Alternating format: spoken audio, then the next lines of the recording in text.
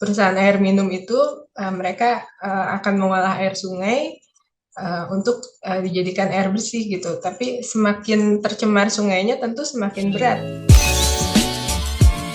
Hai sahabat TCID, kalian sedang mendengarkan podcast Suara Akademia. Ngobrol seru isu terkini bareng akademisi.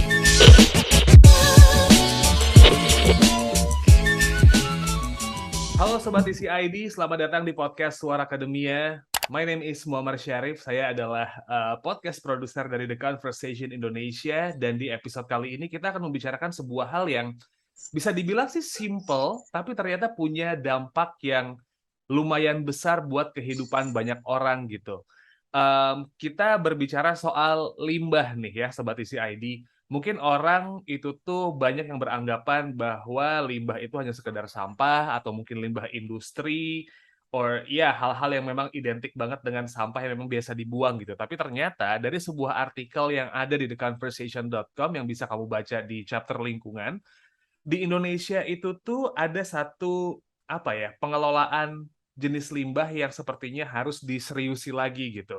Karena pengolahannya sedikit, pencemarannya banyak, dan ternyata ini justru menunjukkan bahwa pengelolaan limbah yang satu ini itu masih bisa dioptimalkan lagi, masih bisa diperbaiki lagi. Kita akan berbicara soal air limbah di Indonesia, dan hari ini kita sudah tersambung via Zoom. Ini sudah ada Mbak Widya Rani dari BRIN yang akan ngobrol sama kita soal pengelolaan air limbah di Indonesia. Halo Mbak Rani, apa kabar? Halo, apa kabar? Baik.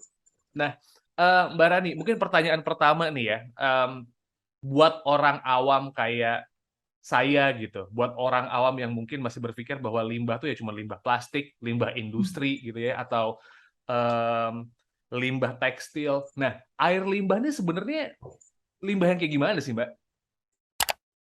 Oke, sebenarnya limbah itu kan macam-macam ya. Ada limbah cair, limbah padat, dan limbah gas. Kalau untuk konteks ini mungkin kita berbicara tentang limbah cair dari rumah tangga ya, atau limbah cair domestik. Ya limbah sendiri kan sebenarnya semua semua produk buangan dari hasil kegiatan kita ya. Jadi kalau misalnya untuk konteks rumah tangga kita pakai air.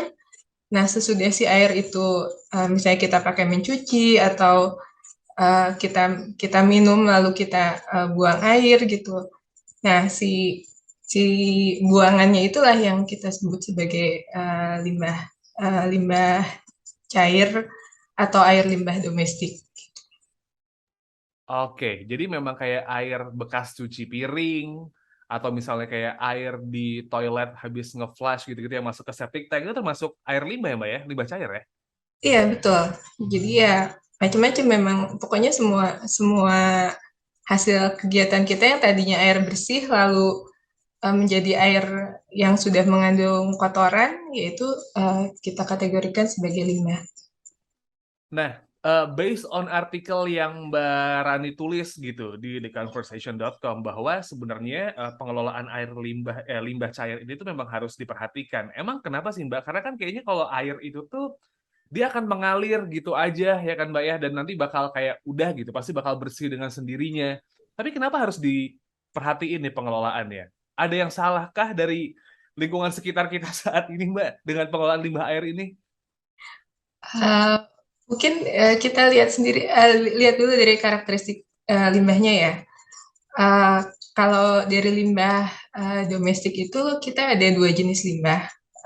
Biasanya kita kelompokkan menjadi dua jenis limbah, black water dan grey water. Black water atau air hitam itu istilahnya adalah buangan toilet. Jadi kalau misalnya ya buangan toilet ya artinya intinya urine, feses, dan tentu air flushingnya juga. Nah, uh, di sebagian besar di rumah-rumah di Indonesia memang buangan toilet ini diolah di septic tank.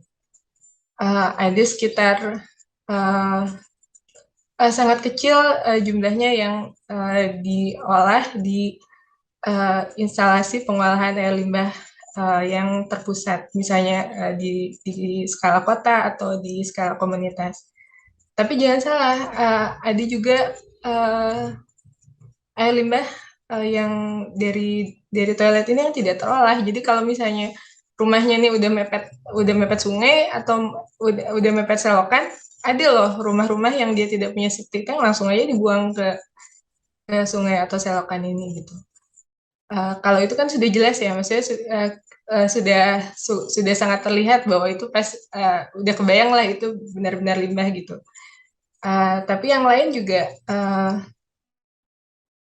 seperti tadi buangan cuci piring, buangan cuci baju, atau kita cuci tangan di wastafel gitu. Itu juga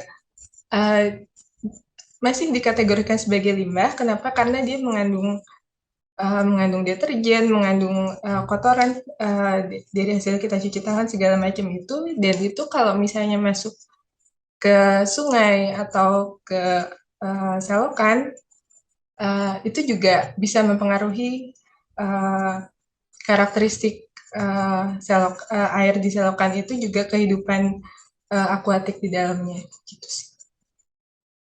Oke, jadi memang ada dua jenis limbah. Tadi ada black water sama gray water ya, Mbak Grey ya? water, ya. Nah, tadi kan kalau memang black water itu ya memang sudah masuk ke tadi limbah-limbah yang ada di toilet gitu ya, kayak tadi misalnya Yeah. feses, urin gitu. Grey water tadi mungkin yang kayak misalnya limbah cuci tangan gitu-gitu, atau yang gimana nih? Mungkin bisa Iya, diperjelas. betul. Ya, grey Oke. water itu. Ya.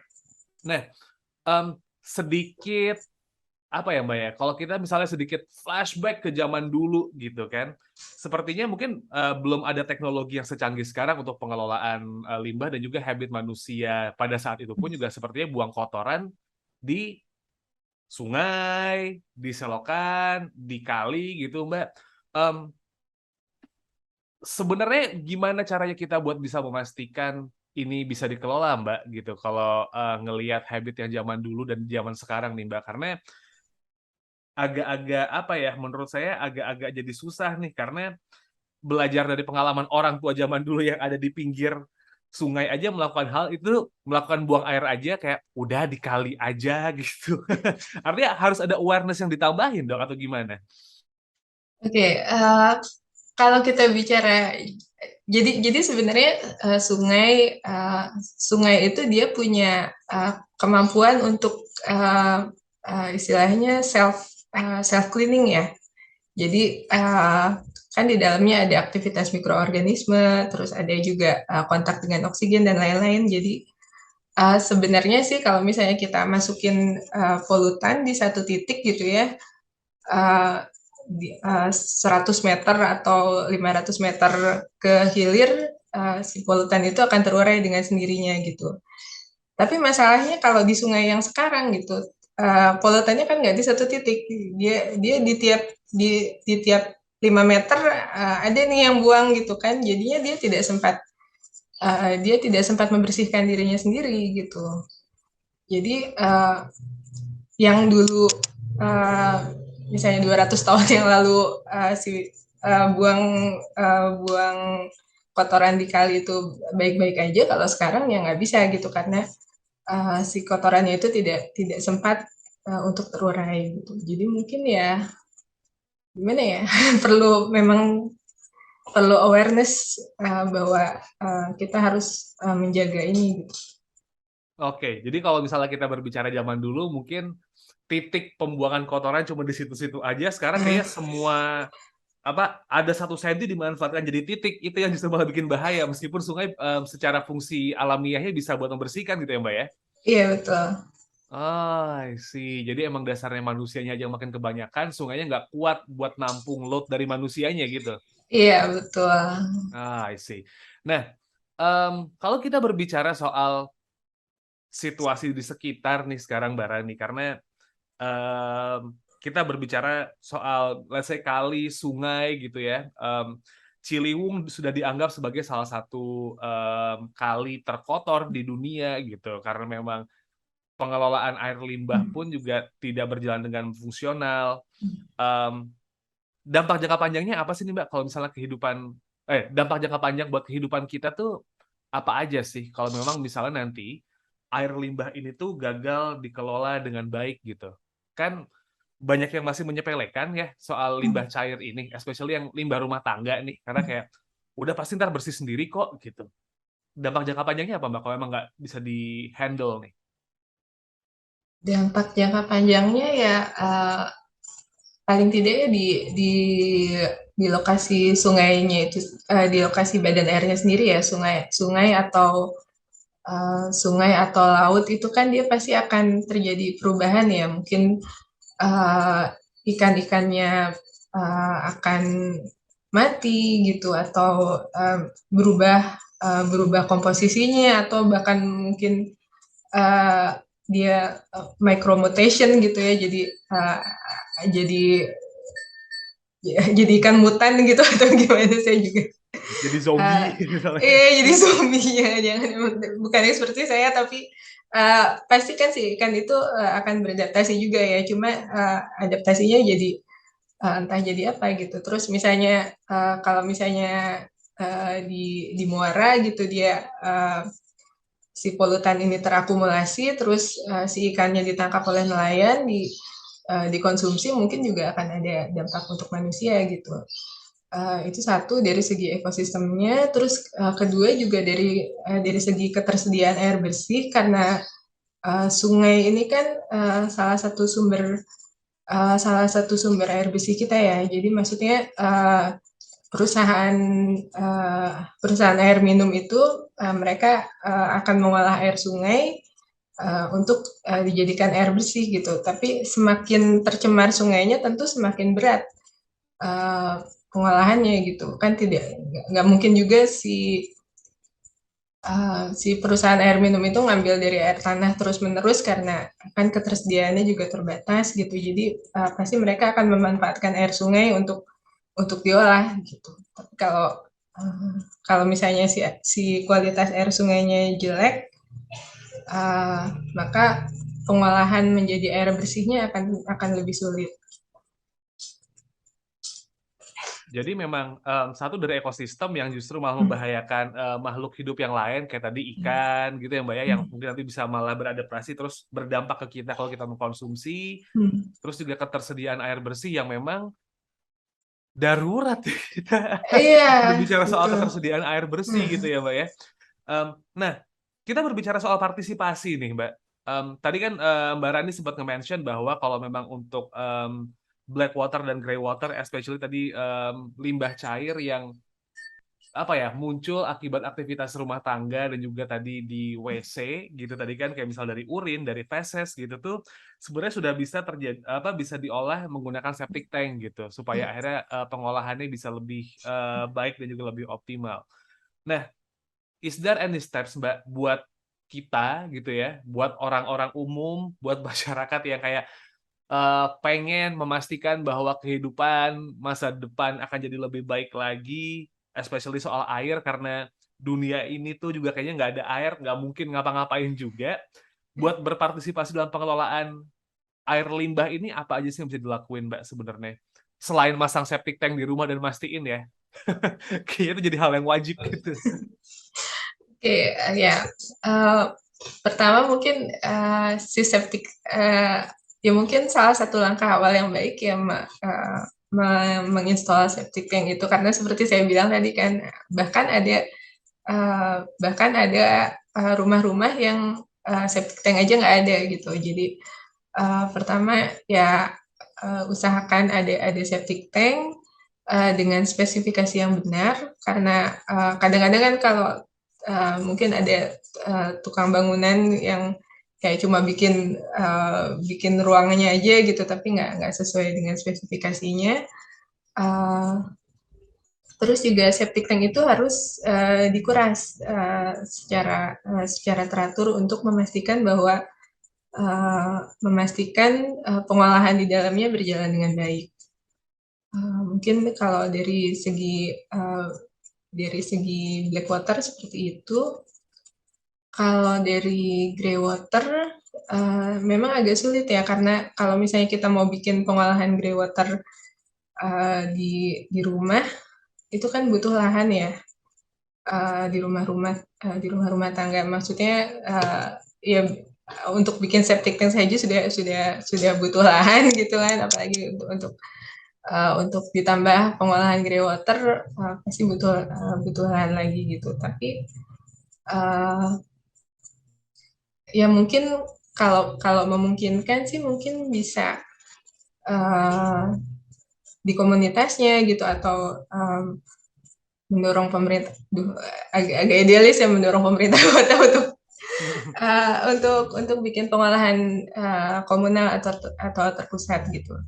Memang agak berat karena kan kita harus menyiapkan perpipaannya, harus menyiapkan fasilitasnya, menyiapkan lahan juga gitu. Tapi kalau misalnya untuk beberapa rumah gitu mungkin lebih lebih enteng gitu dibandingkan dari tiap rumah itu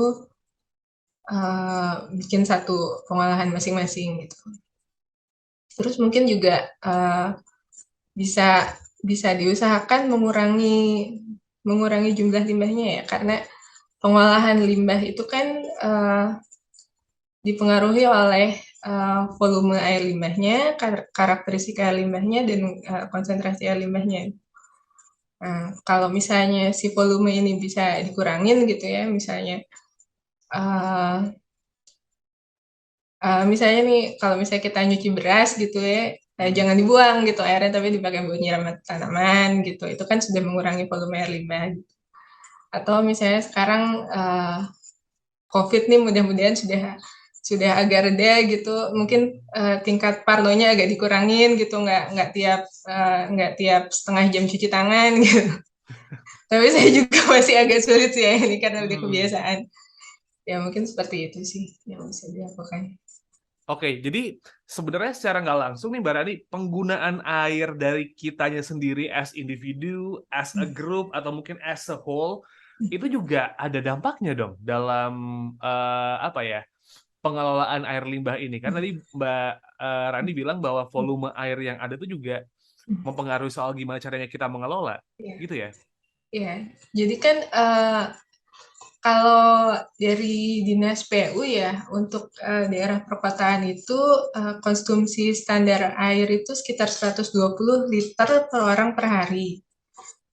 Itu buat buat minum, buat masak, buat nyuci baju, buat nyuci piring segala macam gitu. Tapi kalau dari literatur yang saya dapat itu bisa jauh lebih tinggi gitu, rata-rata sekitar 170 liter per hari, bahkan ada yang di atas 200 gitu. Ini per orang ya. Mungkin kalau misalnya di perkotaan mungkin sama nyuci mobil, nyuci apa gitu. Nah, ini kan itu seperti saya bilang kan, volume ini kan akan mempengaruhi. Jadi semakin banyak air yang harus diolah, dia akan membutuhkan lahan yang lebih besar. Kalau misalnya diolah, dia akan membutuhkan lahan yang lebih besar untuk mengolahnya gitu. Ya bayangkan mengolah 1 meter kubik air sama satu kolam renang gitu kan, ukuran lahannya berbeda gitu. Jadi kalau misalnya kita bisa mengurangi dari sisi konsumsi, itu juga akan membantu menurunkan dampak dari limbah ini.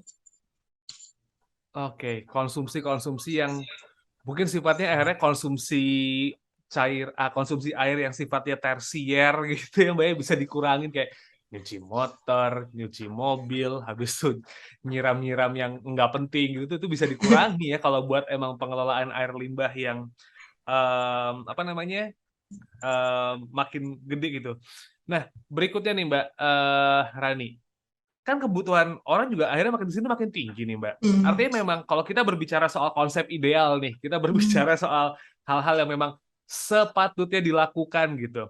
Peranan pemerintah untuk menyediakan lokasi pengelolaan air limbah ketika sekarang demand penggunaan air tuh makin gede, kudu diseriusin dong Mbak. Atau justru malah ada gabungan partisipasi masyarakatnya aware, pemerintahnya juga ikutan mengelola gitu. Pertanyaan yang kok susah ya. Ya pastinya, gini sih, ya karena seperti saya bilang tadi ya, maksudnya, untuk, tidak semua bisa kita kelola sendiri gitu, akan lebih efisien dan lebih ekonomis kalau, eee, kalau dikomunalkan, digabungkan gitu. Jadi, tentunya, eee yang idealnya itu memang, dari pemerintah yang memfasilitasi gitu kan, baik, tempatnya, terus juga, infrastrukturnya, juga misalnya, regulasinya harus ada iuran, harus ada apa gitu. Tentunya, pemerintah yang paling paling bertanggung jawab, paling paling punya kapasitas untuk melakukan itu gitu. Eee, tapi, pada ini memang hanya ada, 12 atau 13 kota yang punya, pengolahan limbah terpusat gitu. Kebanyakan, di jalan tengahnya adalah, pengolahan secara komunal. Ini, inisiasinya ini didorong juga oleh, PU, eee juga, bekerja sama dengan, LSM dan lain sebagainya gitu. Oke, jadi memang harus bekerja bareng-bareng ya, nggak cuman Iya. kayak, kelompok daerah mana, habis itu udah daerah sini enggak. Jadi emang karena semuanya harus dikerjain bareng-bareng, mikirnya juga bareng-bareng ya, Iya berarti. betul. Nah, ini kan kita udah berbicara soal tadi, bahayanya apa, habis juga gimana cara mengelolanya, tadi septic tank, melakukan dengan komunal, apa namanya, mencari tempat buat pengelolaan limbah terpusat, bahkan pemerintah juga mungkin bisa ikutan. Benefitnya apa sih Mbak kalau ini diseriusin Mbak? Pengelolaan air limbah ini tuh akhirnya kayak oke, semua daerah gitu. Masyarakat ikutan, pemerintah bikin regulasi, semuanya berjalan gitu kan. Manfaat yang bisa diambil nih buat masyarakat apa aja sih? Selain ketersediaan air bersih mungkin misalnya, yang kita nggak pernah ngebayangin, oh ternyata kalau kita manfaatin air limbah tuh bisa buat ini juga ya, gitu. Manfaatnya ya ya mungkin, eee, secara tidak mungkin kita nggak ngerasain, secara langsung ya, tapi ya kita berharapnya sih dengan, lingkungan yang lebih baik ya, kehidupan kita, kesehatan dan lain sebagainya akan improve juga gitu. Mungkin kayak, gimana ya analoginya, kalau misalnya, eee, kita biasa exercise gitu ya, terus 1 minggu nggak exercise gitu, pas exercise tiap minggunya sih nggak kerasa apa-apa gitu. Tapi ketika nggak exercise, tahu-tahu kerasa lemes gitu. Mungkin ini sebaliknya gitu, ketika kita ngerasa hidup kita biasa-biasa aja gitu, tapi ternyata setelah air limbah, dikelola dengan lebih baik, ternyata lebih enak ya gitu. Mungkin mungkin seperti itu ya. Kalau misalnya kitanya nggak ngelewatin sungai tiap hari, mungkin nggak kerasa secara langsung, Eee, tapi ada gitu perubahannya. Jadi anu ya, perubahan yang nggak kerasa tapi mungkin dampaknya di kemudian hari setelah setahun, 2 tahun tuh baru kayak, oh udaranya jadi lebih enak ya, oh Mhm. lingkungannya jadi lebih asri ya. Jadi emang kayak butuh waktu gitu ya Mbak Rani ya, buat merasakan kalau emang ini dikelola dengan proper gitu ya. Iya, nggak akan bisa langsung sih, kerasanya gitu. Mungkin, ya itu karena selama ini toh mungkin kita nggak merhatiin, kita ngerasa, udah dibuang, udah gitu ya, eee udah dibuang, udah kita nggak lihat lagi gitu. Tapi mungkin, kalau misalnya, usahanya masif, beramai-ramai gitu eee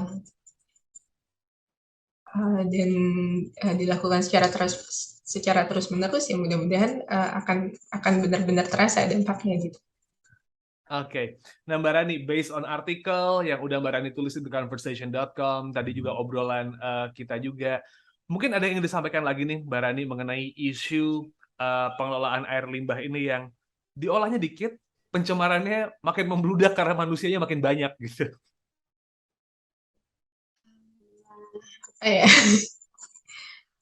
mungkin, eee, mungkin, kita perlu, aware aja sih bersama-sama bahwa, ini, ketika